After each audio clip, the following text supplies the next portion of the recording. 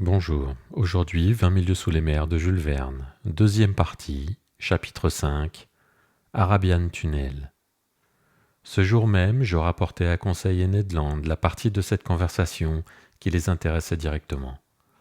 Lorsque je leur appris que, dans 2 jours, nous serions au milieu des eaux de la Méditerranée, Conseil battit des mains, mais le Canadien haussa les épaules.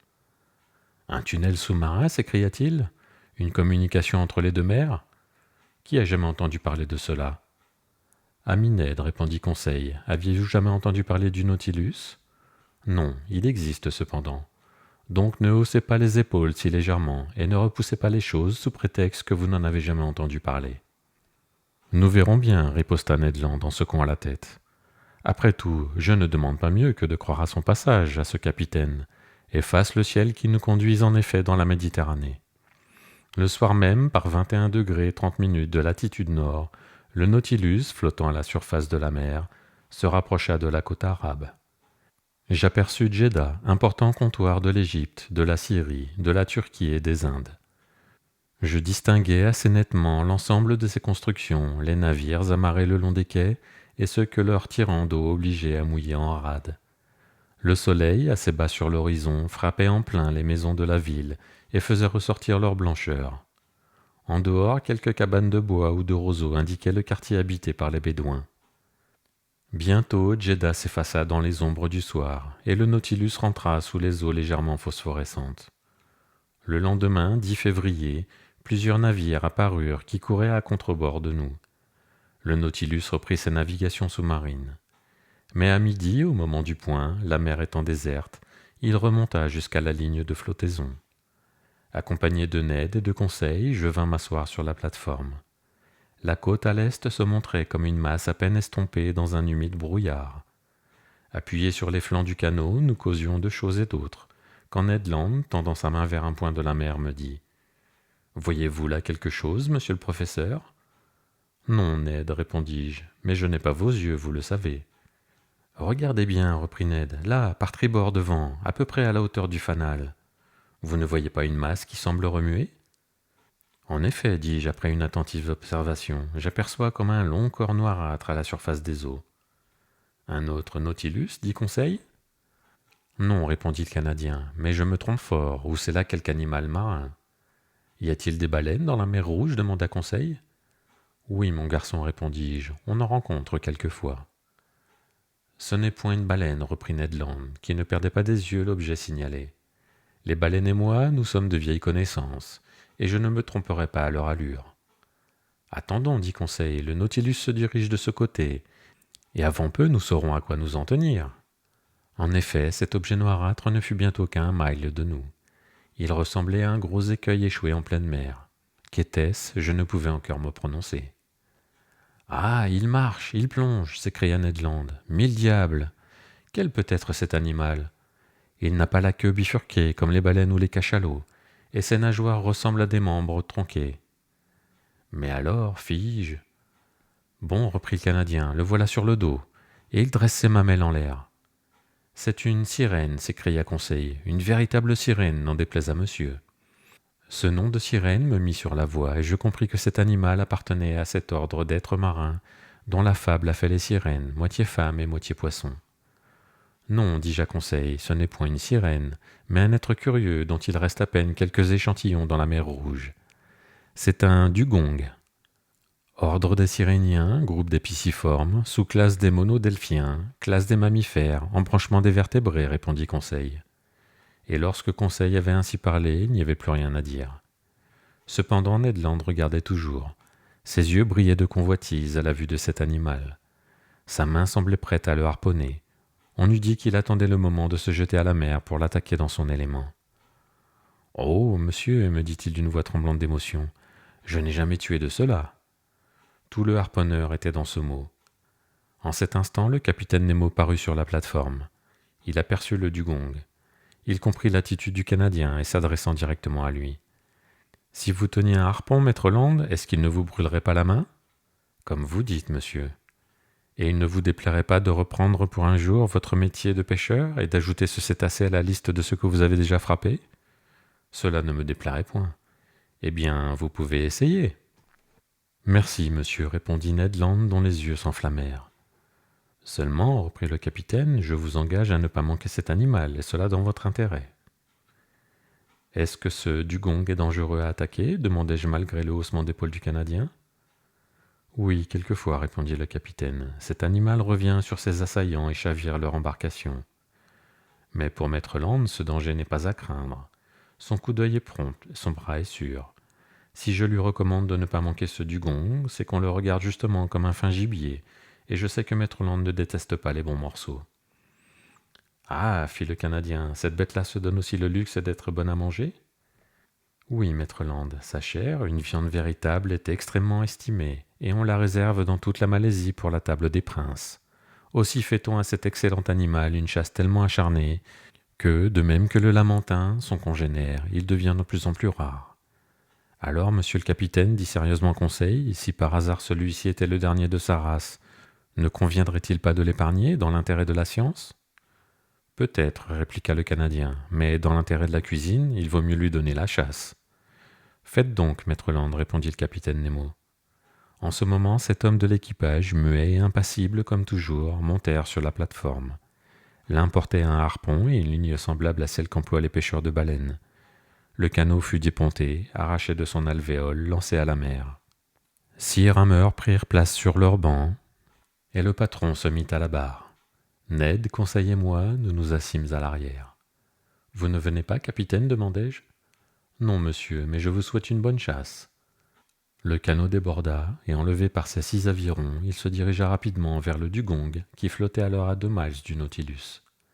Arrivé à quelques encablures du cétacé, il ralentit sa marche, et les rames plongèrent sans bruit dans les eaux tranquilles. Ned Land, son harpon à la main, alla se placer debout sur l'avant du canot. Le harpon qui sert à frapper la baleine est ordinairement attaché à une très longue corde qui se dévide rapidement lorsque l'animal blessé l'entraîne avec lui. Mais ici la corde ne mesurait pas plus d'une dizaine de brasses, et son extrémité était seulement frappée par un petit baril qui, flottant, devait indiquer la marche du dugong sous les eaux. Je m'étais levé, j'observais distinctement l'adversaire du Canadien. Ce dugong, qui porte aussi le nom d'alicor, ressemblait beaucoup au lamantin.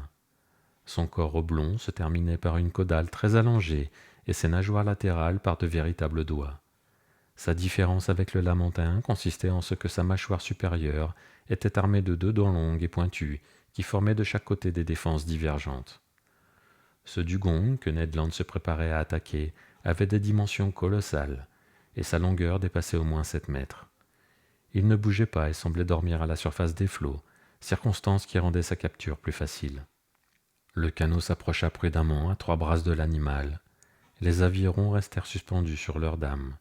Je me levai à demi. Ned Land, le corps un peu rejeté en arrière, brandissait son harpon d'une main exercée. Soudain, un sifflement se fit entendre, et le dugong disparut. Le harpon, lancé avec force, n'avait frappé que l'eau, sans doute. « 1000 diables !» s'écria le Canadien furieux. « Je l'ai manqué !»« Non, dis-je, l'animal est blessé. Voici son sang. Mais votre engin ne lui est pas resté dans le corps. »« Mon harpon !» cria Ned Land.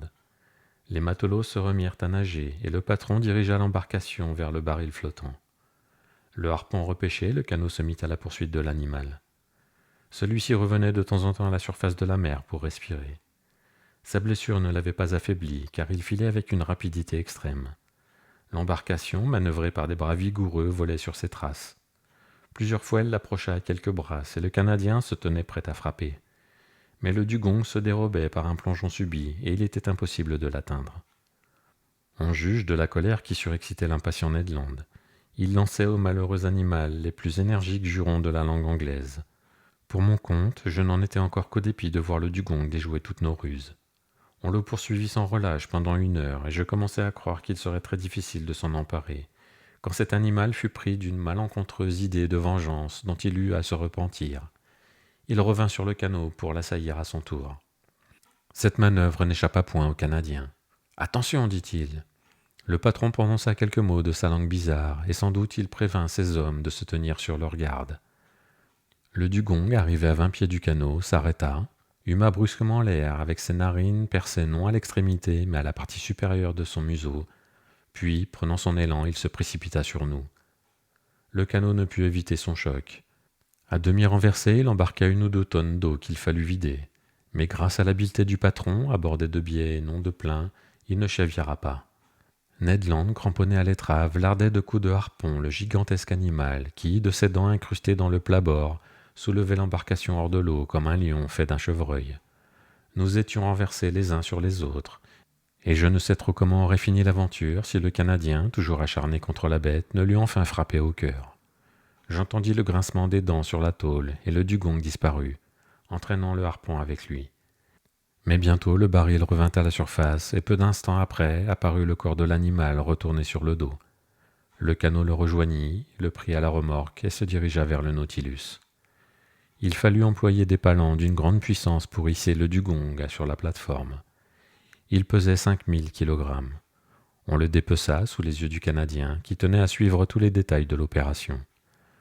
Le jour même, le steward me servit au dîner quelques tranches de cette chair habilement apprêtée par le cuisinier du bord. Je la trouvai excellente et même supérieure à celle du veau, sinon du bœuf. Le lendemain 11 février, l'office du Nautilus s'enrichit encore d'un gibier délicat. Une compagnie d'hirondelles de mer s'abattit sur le Nautilus.